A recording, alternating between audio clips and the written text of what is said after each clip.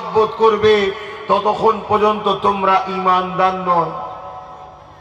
এবারে প্রত্যেকে নিজের অন্তরের খবর জানেন না? আপনার অন্তরকে প্রশ্ন করুন, আপনি রাসূলুল্লাহকে জানের থেকে বেশি ভালোবাসেন, হ্যাঁ কি না?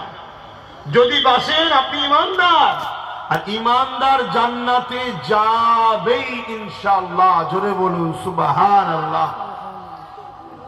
বেঈমান কোনদিন জান্নাতে যাবে না। রাসূল পাক সাল্লাল্লাহু আলাইহি ওয়াসাল্লাম কে ভালো যারা জানের থেকে বেশি ভালোবাসে তারা হলো ঈমানদার। এবার নবীকে জানের থেকে বেশি ভালো কারা বাসে? আল্লাহ নবী বললেন, মান আহাব্বা সুন্নতি, যারা আমার সুন্নাতকে ভালোবাসলো, ফাকাদ আহাব্বানি, তারা আমি রাসূলুল্লাহ আমাকে ভালোবাসলো। তাহলে রাসূলুল্লাহকে কারা ভালোবাসে? মান আহাব্বা সুন্নতি, যারা রাসূলুল্লাহ সুন্নাতকে ভালোবাসে তারা রাসূলুল্লাহকে ভালোবাসে।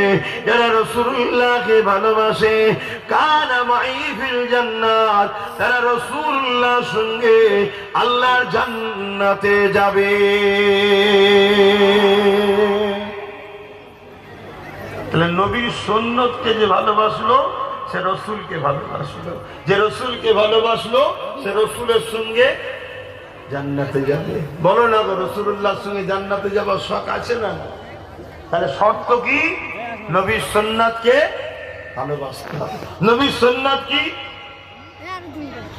আমাদের কাছে নবীর সুন্নাত শুধু এতটুকু, দাড়ি টুপি, এটাই আমরা জানি, দাড়ি আর টুপি। অবশ্যই দাড়িটাও রাসূলুল্লাহর সুন্নাত, টুপিটাও রাসূলুল্লাহর সুন্নাত। এ দাড়ি টুপি রাখতে হবে, কিন্তু মনে রেখে দিবেন এই দাড়ি টুপির থেকেও আরো বড় সুন্নাত রাসূলুল্লাহর হলো জালিমদের হাত থেকে মায়ের জাতকে নিরাপদ